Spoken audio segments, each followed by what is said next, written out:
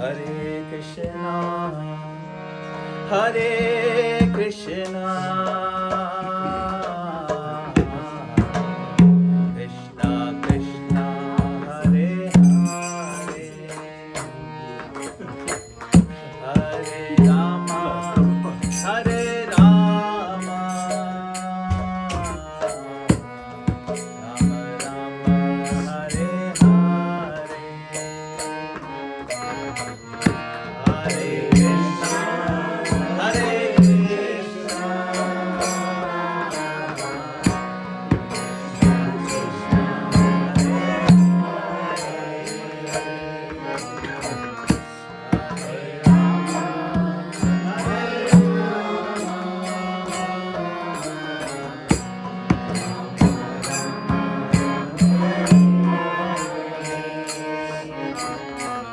Hare Krishna, Hare Krishna, Krishna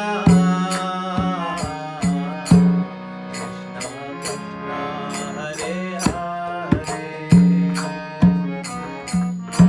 Hare Rama, Hare Rama, Rama Rama, Hare Hare, Hare Krishna,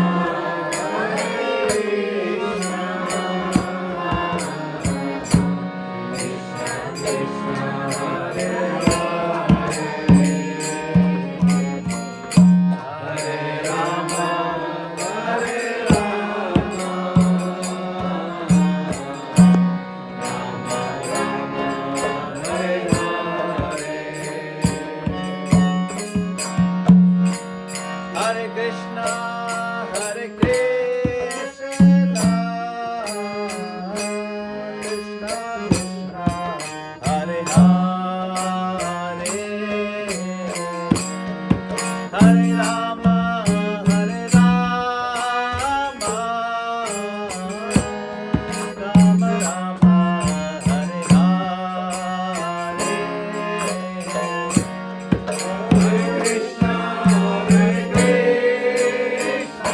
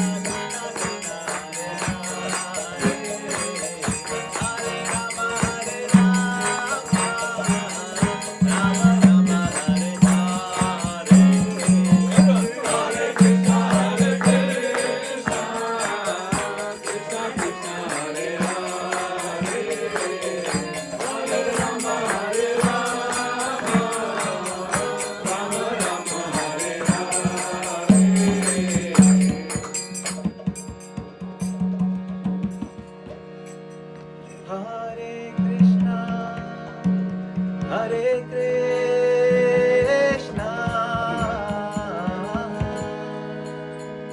Krishna Krishna, Hare Hare,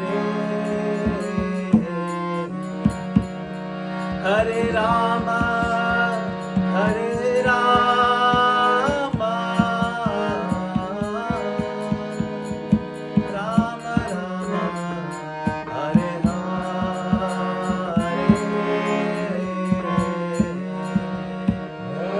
Hare Krishna, Hare Krishna, Krishna Krishna, Hare Hare,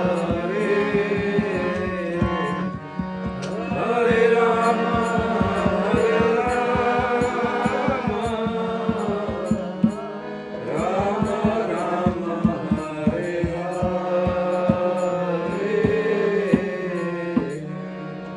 Jai Gobrande. Hari Bol. Jai Prabhupada ki Jai. So thank you very much.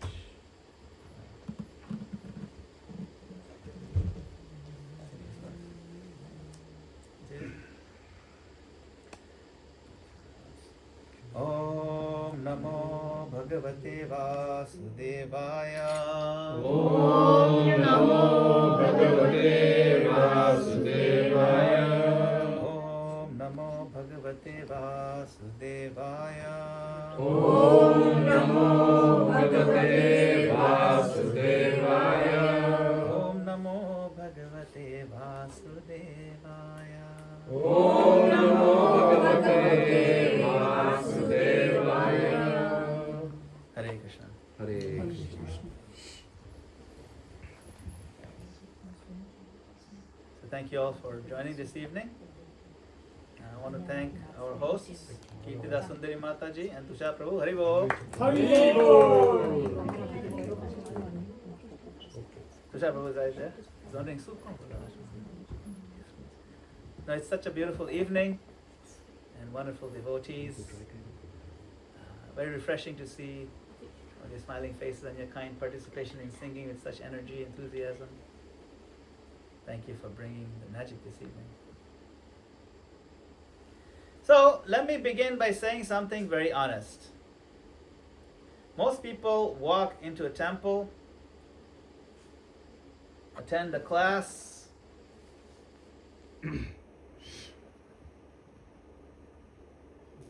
or even get initiated. They're quietly asking questions they're afraid to ask out loud. Questions like, let's see, is this working? Is it wrong that I still want to succeed in my career? I want to be a devotee. If I really surrender to Krishna, will my ambition die? You have to turn down the volume. Such a wonderful session, Mataji. It was very nice. Sorry, can you mute? Can you No, they all can't mute? put- we have to mute ourselves. Offenses and all that we have to Oh, keep we have to in mute mind. We have to turn off the volume. Offenses. And it was a wonderful class, Sorry. Mataji. I don't know when nobody else is unmuting that they wanted to end the session or I don't know what's going on.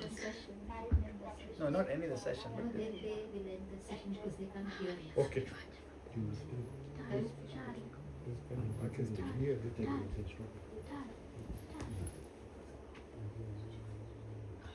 Hare Krishna, please don't end the session. We are starting the session here.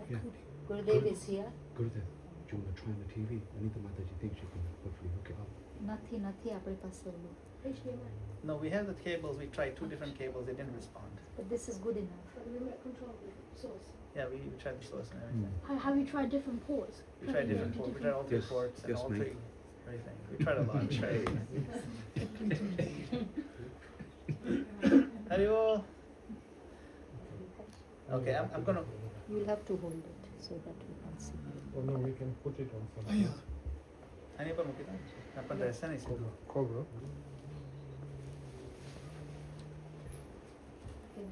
There's no stand on it. Something to stand. Are you? Does that work, guys? I I can't thought you see. jumped it. Yeah. Is that Rasa. okay? Rasa Sundari. They are joined. Yeah, they can see. This is good. That's good. Is That's it good. okay? Yeah, it's good. It's good. Okay. Let's start again. So, sometimes people have this idea, I become Hare Krishna, I want to become Hare Krishna devotee, I have taken initiation, I'm going to the temple, and then it makes us question certain things. Is it wrong that I still want to succeed in my career? Is it...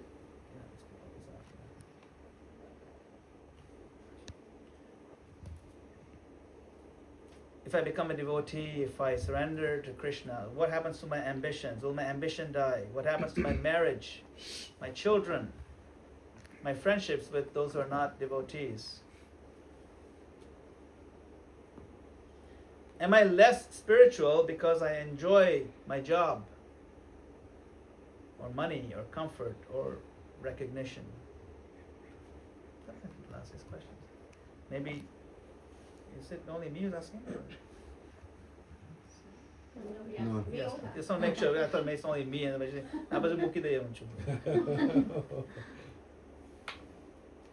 Why does it feel like my heart is being pulled in 3 different directions at once? And perhaps the most honest question of all. Can I love Krishna deeply without destroying the rest of my life? The truth is that almost every householder who wants to be a devotee is navigating 3 powerful desires. At the same time, what are the 3 desires? A longing for God, because we want to be devotees. We have a longing for God. Longing for sense of meaning, for intimacy with Krishna. That's the first desire. 2, a desire to build something in the world. Career, stability, excellence, contribution. Right? We all have that. And 3, a deep need for human connection. Family, spouse, children, even friends who may not share our spiritual worldview, but we still feel that we should be connected with them. We don't completely give that up. And this does raise lots of questions. I get questions all the time. What about my friends? Krishna consciousness does not deny these tensions. It educates them. Today we're not talking about renunciation. There's no sannyasis here. We're talking about integration. Not escaping from life, but learning how to live it consciously. When someone comes in contact with Krishna consciousness, something awakens. Isn't it?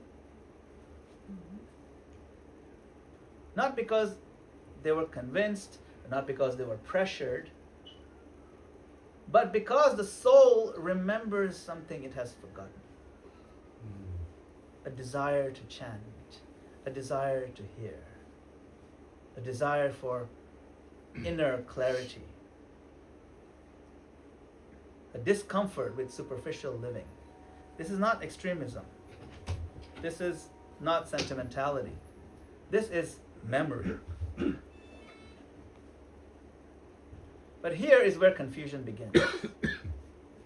The heart often wakes up before the rest of the life is organized. Some people think, now that I want Krishna, maybe everything else is wrong. Dear, I'm talking to you. I'm just kidding. Speaking on you because you're my favorite kid.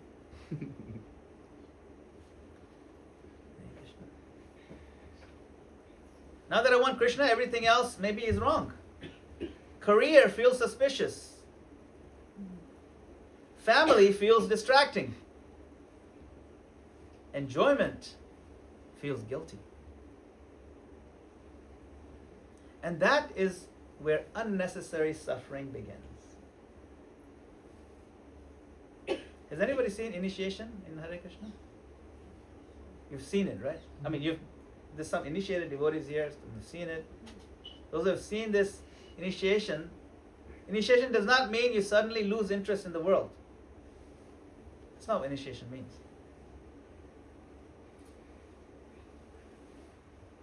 It does not mean your responsibilities disappear.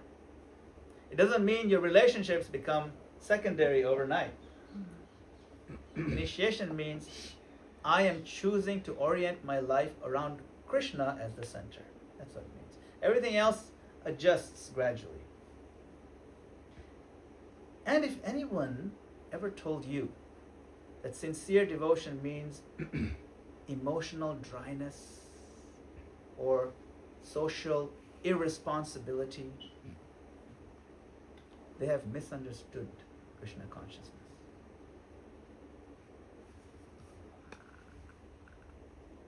Let's talk honestly about work and ambition. Right?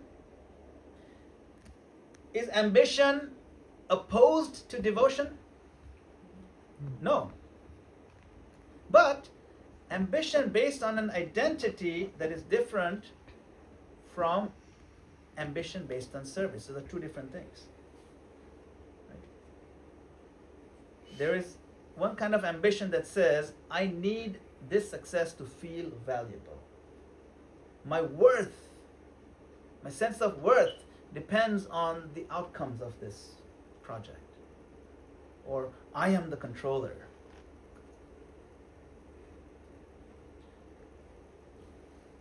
And there's excellence that says, I have abilities, I have responsibilities.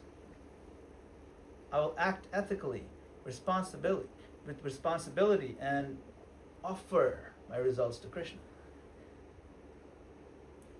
That's a better way to do it. Krishna never asks householders to become careless or passive.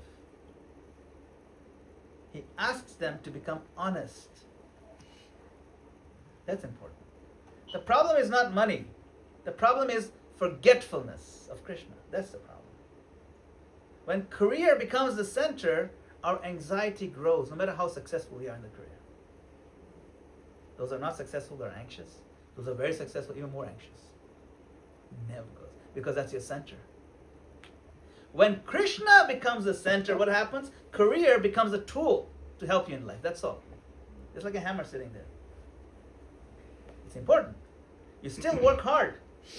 You still aim high, excellence. But success no longer defines your soul. That is balance. And people say, how do you balance? That is balance. How do you define your success, your inner sense of worth? Now let's talk about relationships. Let's address these relationships, because this is where hearts are most vulnerable. Because relationships are even more important than career sometimes, right? Does spiritual life require emotional distance? No. But some people actually feel that. It requires emotional maturity. Householders are not meant to become monks, not just yet. They're meant to become bridges. Maybe your family may not chant. You're chanting. Maybe your family may not chant. Your spouse may not share your enthusiasm. Your friends may not appreciate or understand your values. Your duty is not to convert them. Your duty is love them without hypocrisy. Even your friends. Krishna consciousness does not cancel the sense of affection. It purifies our attachment. You remain present. You remain caring. But you no longer make other people the source of your ultimate security. You understand? Sometimes become so invested in a relationship that relationship is my everything. No, Krishna is your everything. That shift changes everything. At this point, Krishna speaks one of the most misunderstood instructions in Bhagavad Gita. Listen carefully.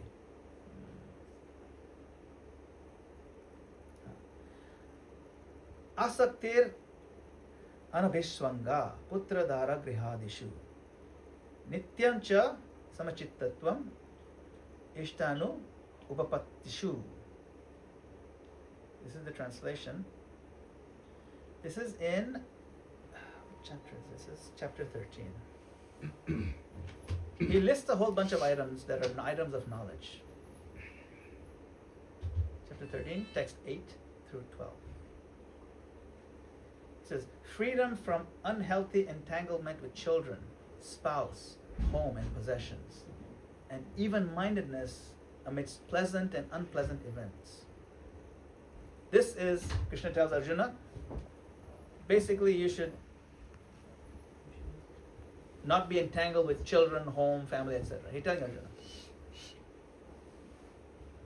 That's an item of knowledge. Now, many people hear this, or they read this, and they panic.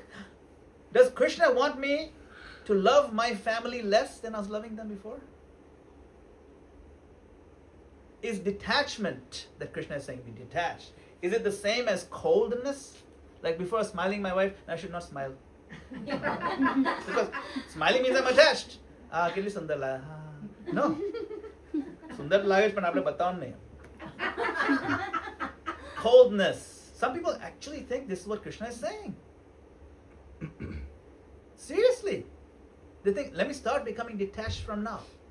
Let me not be so smiley. Let me not be so affectionate. Let me become a little bit distant and a little bit cold. Is spiritual life emotionally dry?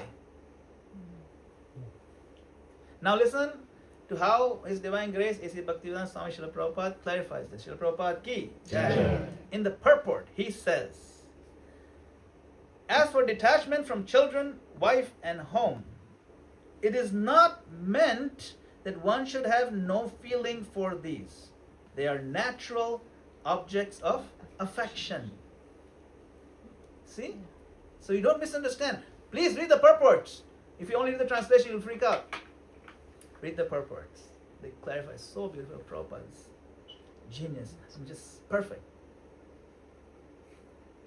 That single sentence rescues all of us householders. Because he adds the crucial qualifier. Of course, he says, when they're not favorable to spiritual progress, then one should not be so attached to them that you want to throw away your spiritual life. Now, detachment does not mean lack of love or affection or expression. Detachment means the freedom from an identity-based dependence that can keep you away from Krishna. You know what I'm talking about, where that relationship is everything and God can go to hell. That's not what we want. You still love. You still care. In fact, even more. You love even more. You care even more. You tolerate more.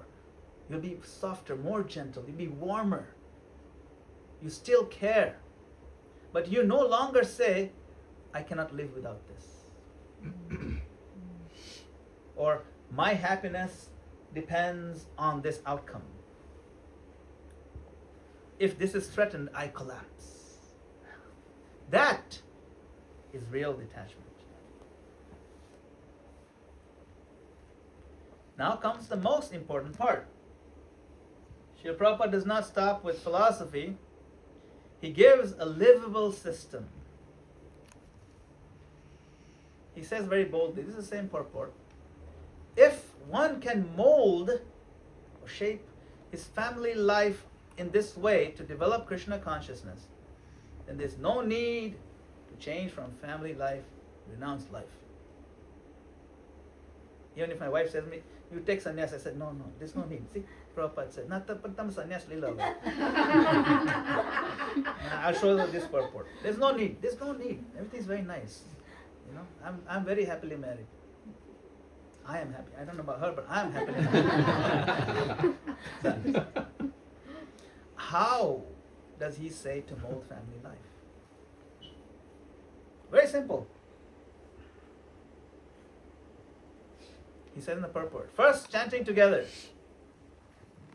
The family members can sit down morning and evening, chant together. You have to do this. at least once a day as a family, even 5 minutes. It's not about perfection. It's not about perfect notes or rhythm, nothing. It's about shared atmosphere with Krishna in the center. Even one kirtan a week, even weekly rapatoy, it's okay. It changes the emotional climate. Kaik regular to rakho garma. It softens the ego. It reduces conflict. Because Krishna comes, he takes care, he smooths things out. His presence. Now in mixed spirituality couples, you know what's mixed spirituality couples? Where one member of the couple is doing a lot more than another. One partner is chanting sincerely, you know. But if you're chanting sincerely without pressure on the other person, it often becomes the safest space in the home. You're not pressuring the other person.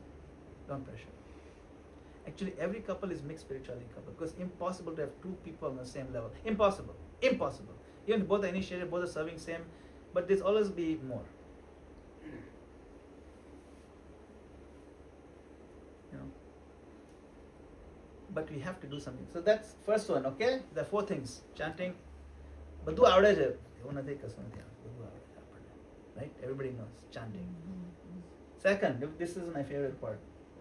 Accept the remnants of foodstuffs offered to Krishna. This is Prabhupada's purport. I'm not making it up. Yeah, bhook lagi jale bole.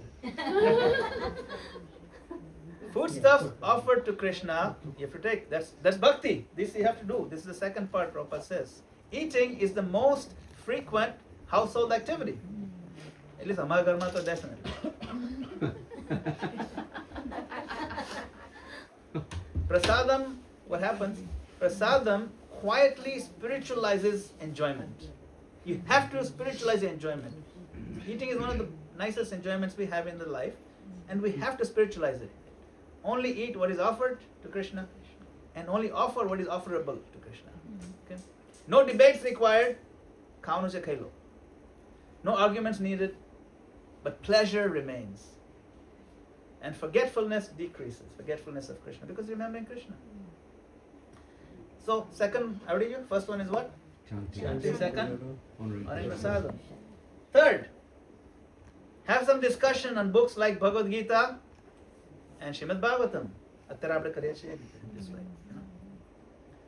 It's not mean long lectures like I'm giving right now. Don't do like that. One verse, one insight, 5 minutes.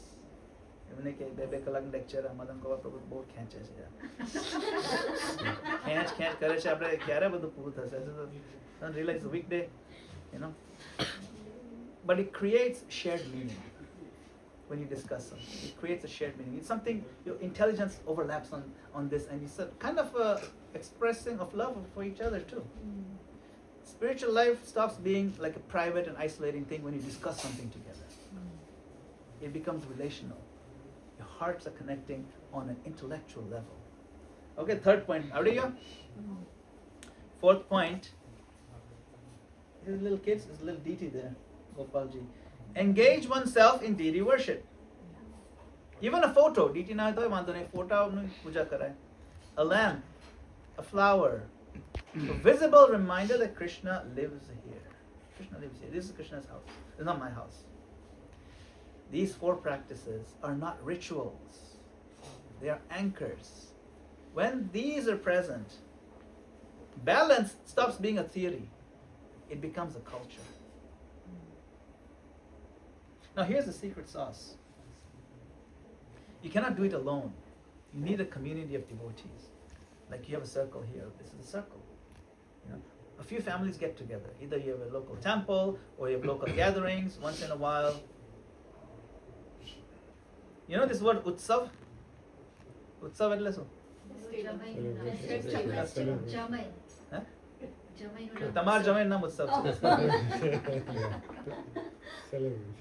The word utsav, festival. It comes from ut, to lift up, over, and sav means sadness. Sav means depression, sadness. So a festival is something that lifts us above sadness. Like Tama means darkness. Uttama means something that takes you above darkness. Uttama, ati uttam. Uttam kya hai shabd? Now you know what it means. So festival is something that lifts us out of sadness, out of depression. That's why we go to temple or something, gathering every week or every month. It's not just a program, it is a mini utsava.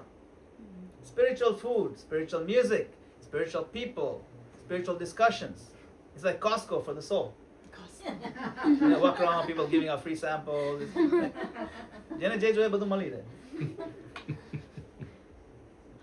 Utsav. When we stay connected to the temple or the community, we get recharged, we get inspired, and we get reminded of who we really are. Now, Anandamaya Bhyasa, this is a Vedanta Sutra. The soul by nature is full of bliss. This is who we are. We have to have bliss. In the material world, we're always seeking bliss in the wrong places. That's the problem. In the wrong places. Ice cream. Instagram likes. Running after someone because they have a six-pack. Six-figure income. We're not just happiness seekers. We are bliss addicts. Only Krishna can satisfy that craving because we want intense bliss, and Krishna is the one who delivers. Always. Bhagavad Gita 8:15 says that this material world is dukhalayam ashashvatam.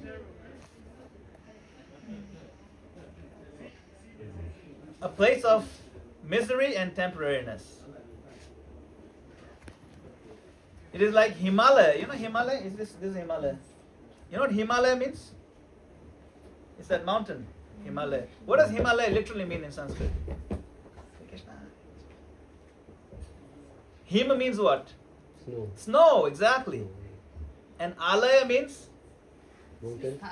Alaya means a place where there's plenty of it. Like Pustakalaya. You've heard Pustakalaya? Pustakalaya means what? There are plenty of? Books. Books, exactly. Library is called Pustakalaya.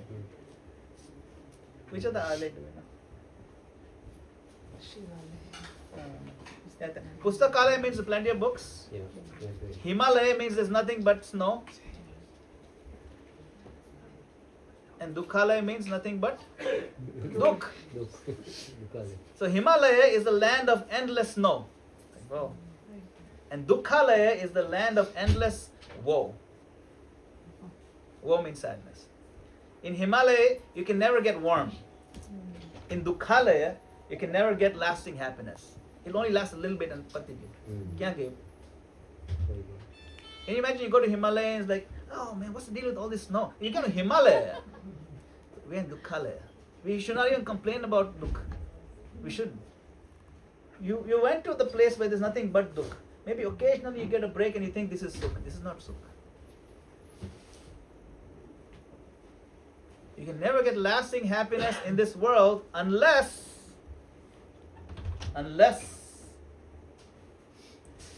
when Mahaprabhu, Lord Chaitanya Mahaprabhu glances upon us, the whole world changes. This word is called Dukhalayam, right?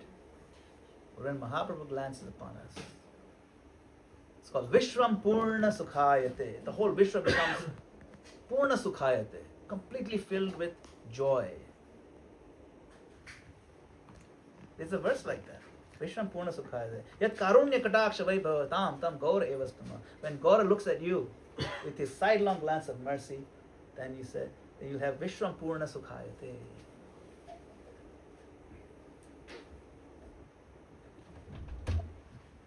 So compare, before Krishna consciousness, everything is a burden. After Krishna consciousness, even burdens become bliss. Try doing dishes in the temple. It is so much fun. Doing dishes at home is a kantara. Mota mota pots kasani itli maja aave. It's amazing because the burden becomes bliss because you're doing it for the Lord.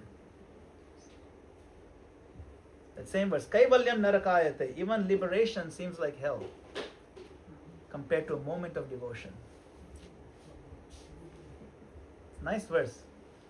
Kaivalyam narakayate dashapur akasha pushpayate durdantindre kala sarpa patale Utkatatamshtrayate Vishwam Purna Sukhayate Vidimahendradish Chakitayate Yat Karunya Kataksha Vaibhavatam Tam Gaura Evastama. This is a beautiful verse written by Prabhupada Saraswati Thakur. It says, when you get the sidelong glance of Mahaprabhu, even impersonal liberation is like hell compared to a moment of devotion.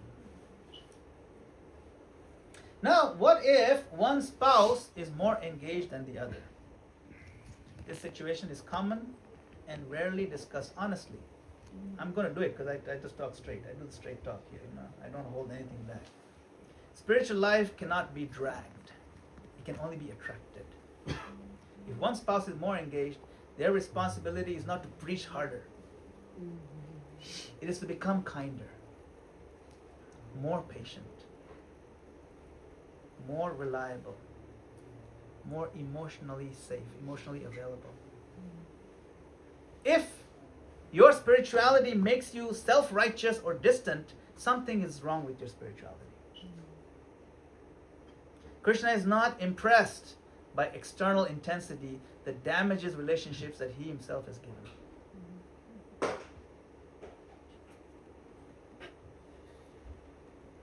We have to practice even-mindedness. Even-mindedness is a hidden skill. Krishna adds one final ingredient. He says, even-mindedness amidst success and failure. Balance is not controlling outcomes. Balance is stability when outcomes change. That's the balance we're talking about. Careers rise and fall. Relationships fluctuate. Even spiritual enthusiasm comes and goes. But the householder yogi learns to act responsibly without emotional collapse.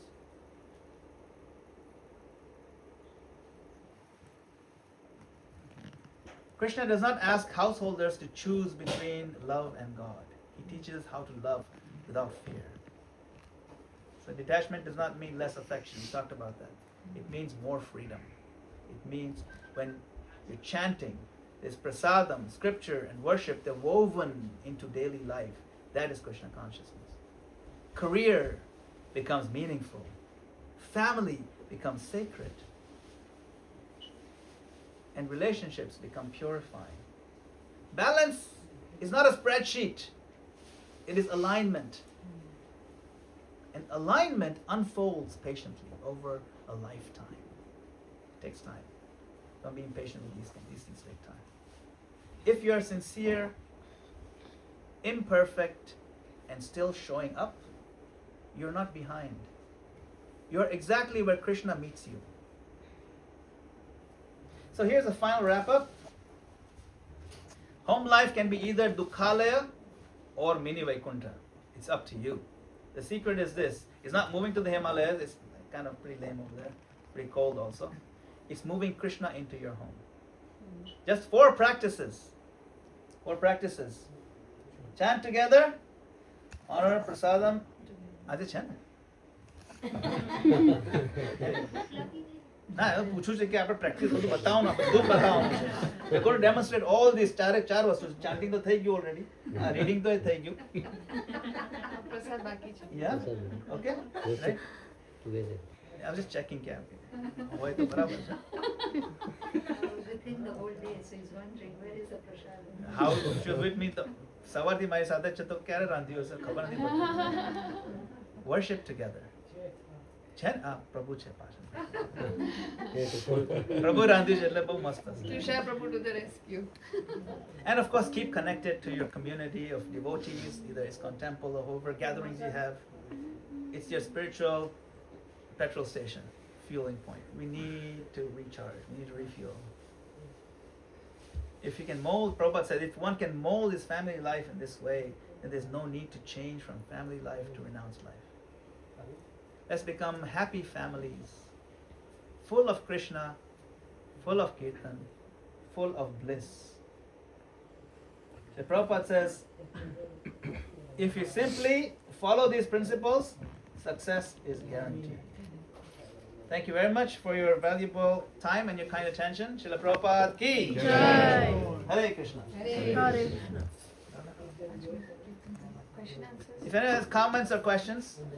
Any observation, comments, So? questions? On the group also. Oh yes, we have there's hearts popping The up in hearts the are groups. flying, huh? Hearts are flying on the Zoom. Yes, anyone in the Zoom have any comments or questions, please. Apne volume karo badne samra se. Low. But in the meantime, anyone here has any comments or questions? Shrilam Prabhu. Yes, Srila Prabhu. Hare Krishna, Gurudev. Thank you for another wonderful class. As I was saying earlier, it's deja vu. Nearly a year ago this time we were sat in the same place and met you for the first time. So it's bringing up some Magic, it's lovely magic. magic and memories. So we've been discussing some of the troubles I've been having at work and how it's making me feel. And I was just thinking, and again it came up in your class today that, we just carry on, leave the results to Krishna, and I think the penny's finally starting to drop.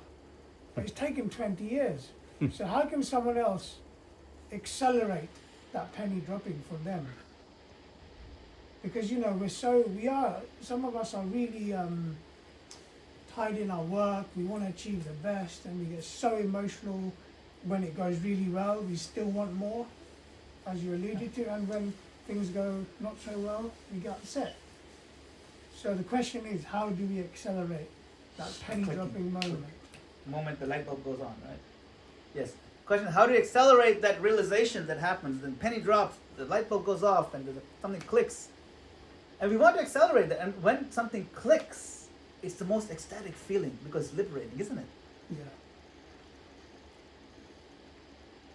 To click or the penny drop.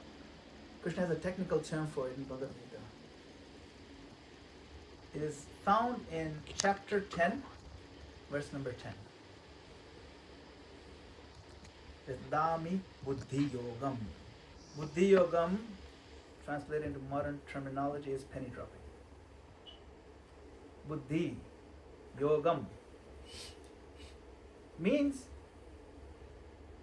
integrating your intelligence with Krishna. That means things become clear in their priority. And when things get put in perspective, then stuff that used to really kill us or bother us no longer bothers us. Because we see what is what.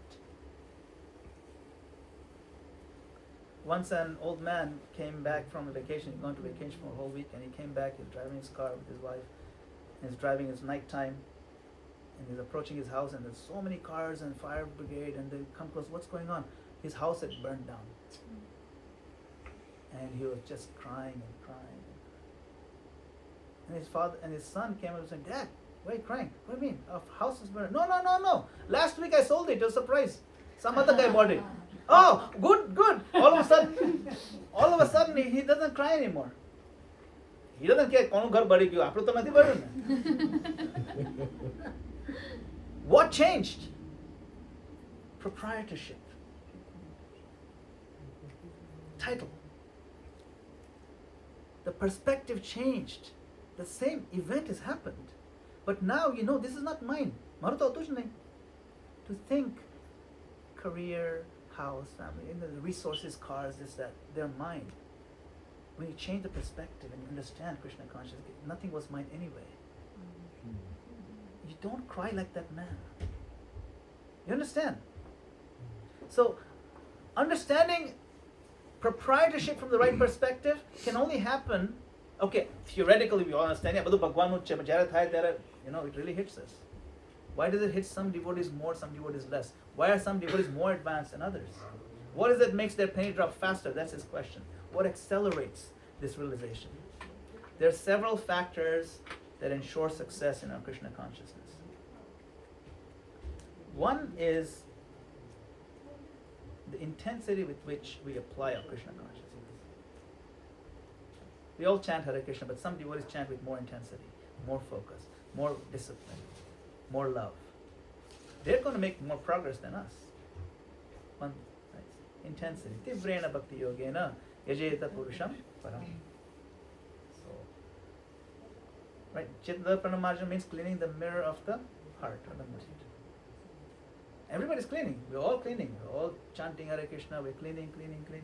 But whose mirror will be clean at the end of this day? Whose will be cleaner then? There are two factors.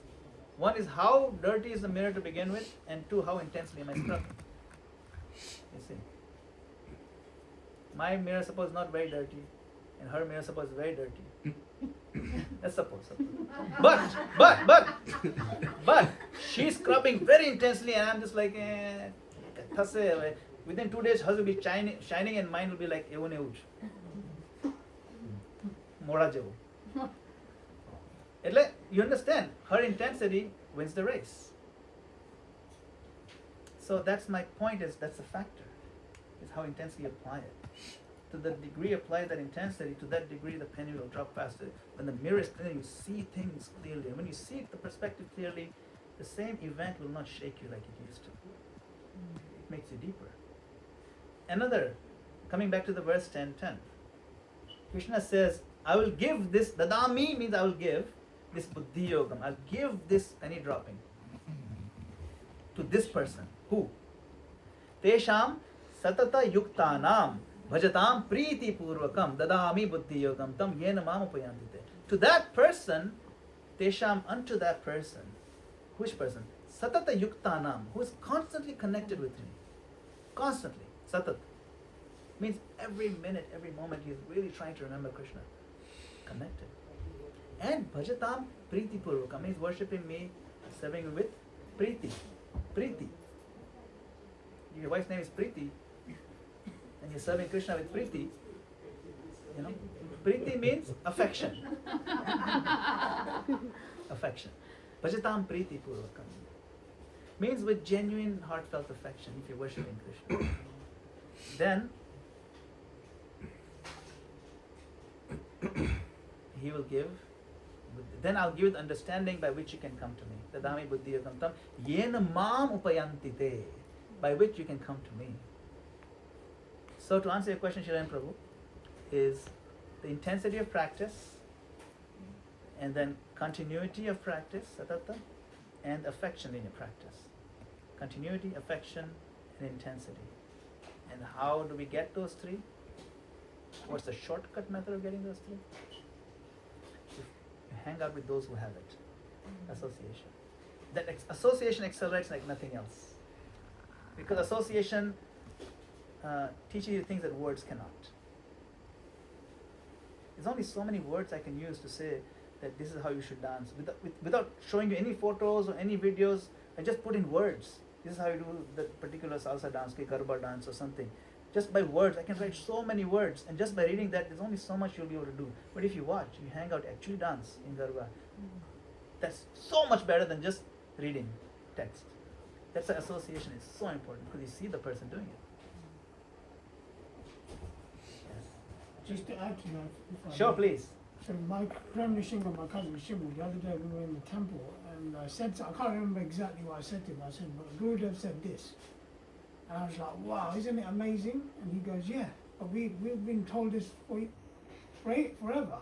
It's not like that. Why now? So what we were discussing is, actually sometimes when some certain people tell you, then you take it to heart. But why do we then tend to ignore it when we're still in good association? We see the examples in front of us, maybe because we feel like they're our peers, and actually when we hear it from someone more senior, then we actually pay attention. So I guess the question is then, how do we again bring that forward by actually listening to the people that had already told us the same thing years ago? No, it's true. Maybe you should answer this one. It's true, it's beyond my pay grade. No, in one sense, see, we are spirit soul, and the soul knows good from bad and everything, right? And just by the luck of our association, many of us are in good association, and we hear a lot of the teachings of Bhagavad Gita. But when the time is right, you hear the right words from the right person, and it hit you. When it hits you, you know that it's my time. This is where it clicks. This is where I make my step firm and forward. You know. So it happens to everyone, that when the time comes that the thing goes on, the bulb turns on. But many people search until the time comes, it doesn't go on. But doesn't mean that we just wait, oh no, la la la. No, we have to be awakened, we have to be conscious about it. That's why we're practicing Krishna consciousness. That's why it's called Krishna consciousness. We always be trying to understand and be active and see what is the hand of Krishna, what is it trying to do. But at the same time, this is what I have to answer to you. But at the same time, to this topic, lot of our friends back home, we have a group, we discuss a lot. They come up with the fact, this question is a burning question in society today, that taking up Krishna consciousness and walking the righteous path, does it mean that we give up our job? And a job is very intense. It's not like you can slack on a job and performance are being rated every quarter, and we cannot be slacking on it. So being a devotee, should we let it loose? Should we keep it tight firm? How should we approach as a career? Would you like to answer? I mean, does this question appeal here in UK? Yeah, Yes, of course, of course. Yeah, over there the environment is very intense. Even in Kenya. Oh, in Kenya. So there's no After hurry in 50, 60 Africa. years. Just t-shirt पहन लो. No hurry. Hakuna matata. यहाँ तो hakuna matata चलता है. Matatu चले ना hakuna matata. Yeah, So should we keep on the intensity with work, or we should let it go, or let it loose at the work front and focus more on spirituality? What is your yeah. input? At the end of the Gita, what did Arjuna tell Krishna? That I will do what you say. Nashta moha smriti labdha karishye vachanam tava. I will do what you say. So Krishna said, I've told you everything. You do as you like. He said, no, I will do what you say. Now, when he was fighting, after the hearing the Gita, did he just pull the arrows a little bit? No, he pulled it all the way. Stretched it in full Set force. કરવાનું કે આટલું બધું કરવાનું શું જરૂર intensely કરવાનું શું છે આ તો career છે. No, he pulled it all the way. The arrows went through the heart of Bhishma Dev. Burning arrows pierced, and he ended up on the bed of arrows. All of those arrows came from Arjuna. Did he hold back his intensity of career? No. Did he hold back his intensity of succeeding in his work, his prescribed duties of taking care of his dharma? No. In fact, he did it better. Now he was not held back by nepotism. Actually, he was being held back by nepotism. Nepotism means, oh, my cousin છે, cousin ને તો fire કેવી રીતે કરું? In the beginning. But if that cousin stays anymore, I could complete ડૂબી જશે. So he had to kill Duryodhana. But he's my cousin. Okay, these are my brothers. What's the point? I killed them. How can I enjoy my kingdom? All the baduch. No, you do your dharma. You can't say your cousin, so you stop doing your dharma. No. Your job is to kill those guys. If there's a terrorist who's holding someone at gunpoint and going to kill many people, and you're a sniper trained to kill them from a distance, and then you look in the sniper rifle and say, "Ah, to maro bhai che. Masino dikro." એટલે પછી હવે શું થાય? No, you gotta kill. The guy's gonna kill 20 other people. You gotta shoot. You gotta pull the trigger. If that was Arjuna's problem, he said, "No, he's my Asana Dikro." You know, you can't do that. You have to kill the guy. Kakano chokra. Kakano chokra. You understand the point? Is that you cannot. So you have a job, you have a regular job, say computer job or financial job or pharmaceutical job, whatever jobs you have, or you have a business to run. You have to be honest in your work. You have to make a clean living. Okay, that's important. That's what we all do, right? But it doesn't mean that you hold back in the sharpness of your delivery, excellence that's required. You bring excellence to the table. You shine. Arjuna brought excellence of his expertise. He used all his celestial weapons and everything in a mantra, but he used them. Not in the name of that being detached. Now he's not going to do it. He's a pure devotee. Always remain pure devotee. So don't hold back your arrows when you have time to shoot. Okay? Makes a lot of sense. It's very interesting. Gurudev, are we looking for validation from a certain person, and if that person says it, then it is valid? Or should we refer to the Shastras and Guru? Can you give some more For- context? Okay, so for example, I have vertigo, and my mom said put cotton buds, cotton wool in your ears. Cotton wool thi thodi maru vertigo hai. And I never believed it. She said, scarf wear a scarf, put cotton, hawa na javi, don't let the air, cold air go into your ears. No, I didn't believe it. I went to a doctor, an ENT specialist, I went to a physiotherapist who made me do exercises regarding balance because they thought my balance wasn't good enough. And then I went to a top ENT and he said, put cotton buds in your ear when you're traveling. And I never travel without cotton buds in my ear now, after he said And it so. works. And it works. Yeah. So I don't get jet lagged anymore, just because of the cotton wool. But I lost 20 years because Because mom it's said listened it to your because mom. cotton wool thi thodi. So I looked around for an expert and then validated my treatment on that. So had I listened to my mom, who was a housewife, okay, she's my mom, so Yeah, but she's not a medical doctor. she's not a medical doctor. So what's the question then? So question is, we look out for validation from experts for certain things, and like Sheila Babu's question, I think we should refer to the Shastras for it, or should a certain person told us, and then the penny clicked. Yeah. So this is on spiritual matters you're talking about, not of medical No, matters. I mean, I gave a mundane As an example, yeah. You asked me each Sure. one. So this is a good point, and this is a point we should all understand. It's a very good point. If we are faced with a particular point of philosophy, how to apply it in our lives, or philosophy, you only hear from one point. Like a person told me, one devotee told me, a devotee, a senior devotee told me this. But if it doesn't make sense to me,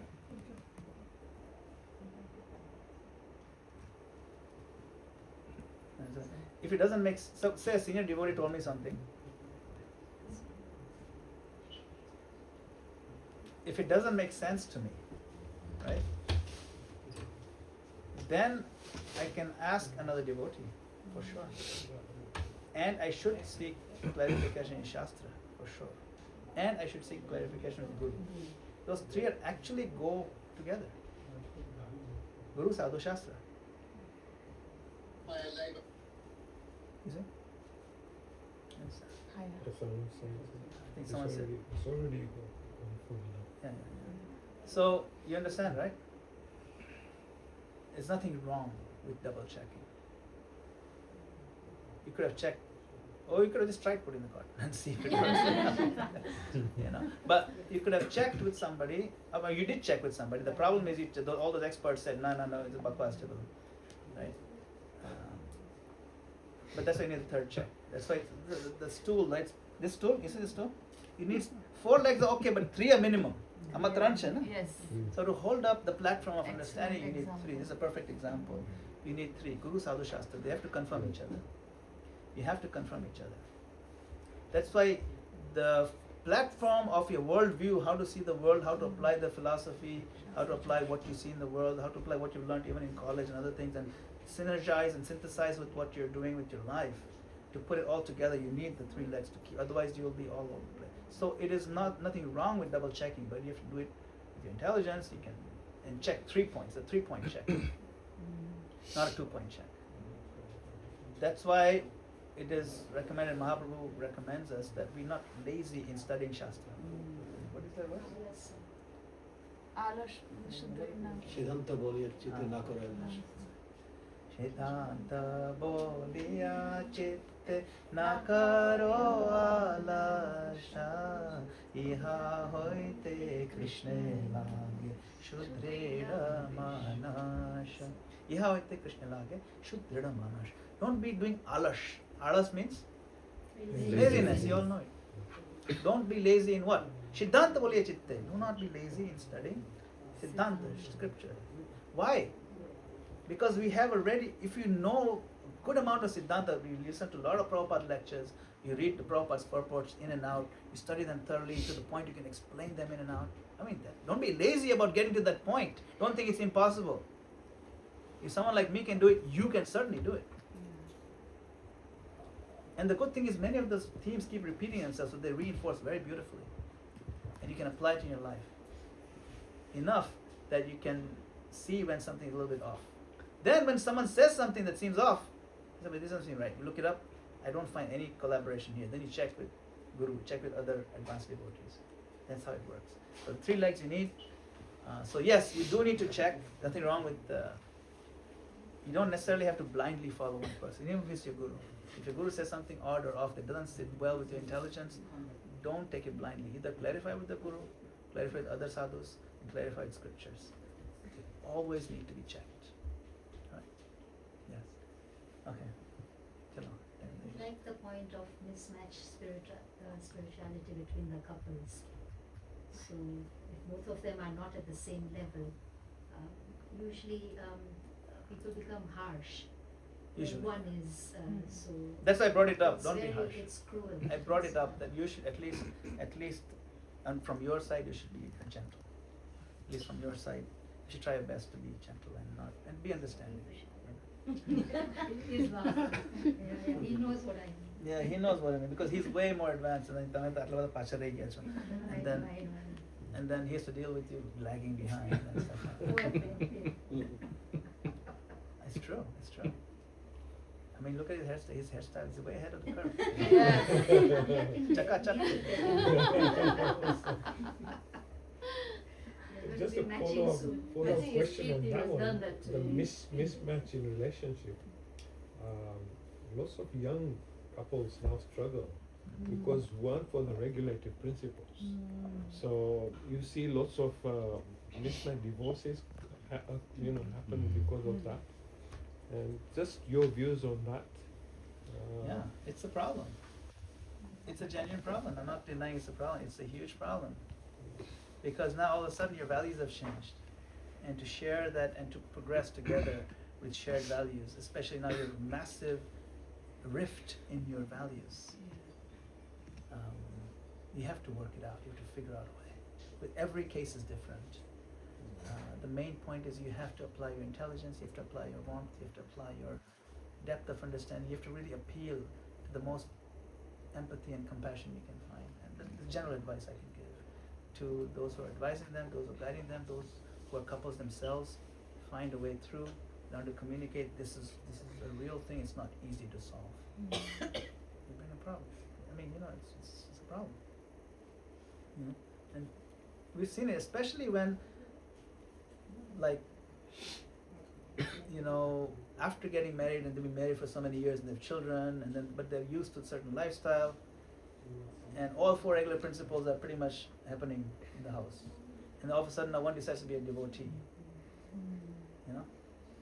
Like we're going to move from Las Vegas to Vrindavan. It's a little drastic.